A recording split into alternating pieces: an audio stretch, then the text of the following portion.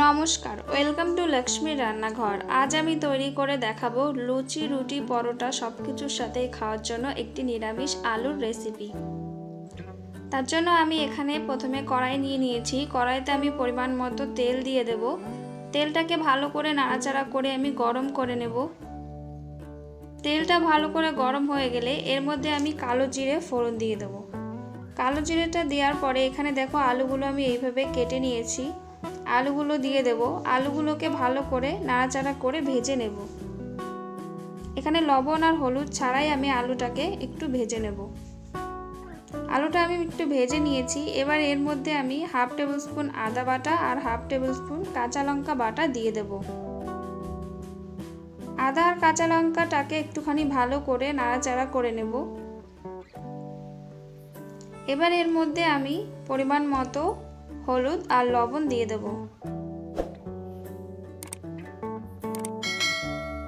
আর দেব half table spoon লাল লঙ্কার গুঁড়ি।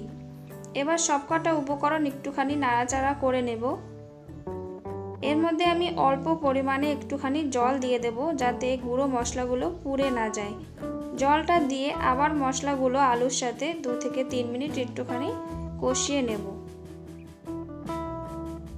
2 থেকে 3 মিনিট কষিয়ে নেওয়ার পরে এর মধ্যে আমি স্বাদ অনুসারে একটুখানি চিনি দিয়ে দেব। চিনিটা দিয়ে আবার ভালো করে নাড়াচাড়া করে নিয়ে এবার এর মধ্যে আমি পরিমাণ মতো জল দিয়ে দেব। জলটা দিয়ে নাড়াচাড়া করে দেব। এবার এটা আমি 3 থেকে 4 মিনিটের জন্য ঢাকা দিয়ে রেখে দেব। 3 থেকে 4 মিনিট পর ঢাকাটা আমি তুলে নেব। তুলে নিয়ে একটুখানি নাড়াচাড়া করে দেব। আলুগুলো অনেকটাই গলে এসেছে। এবার আমি এর মধ্যে 3-4টে আলু এভাবে গলিয়ে দেব।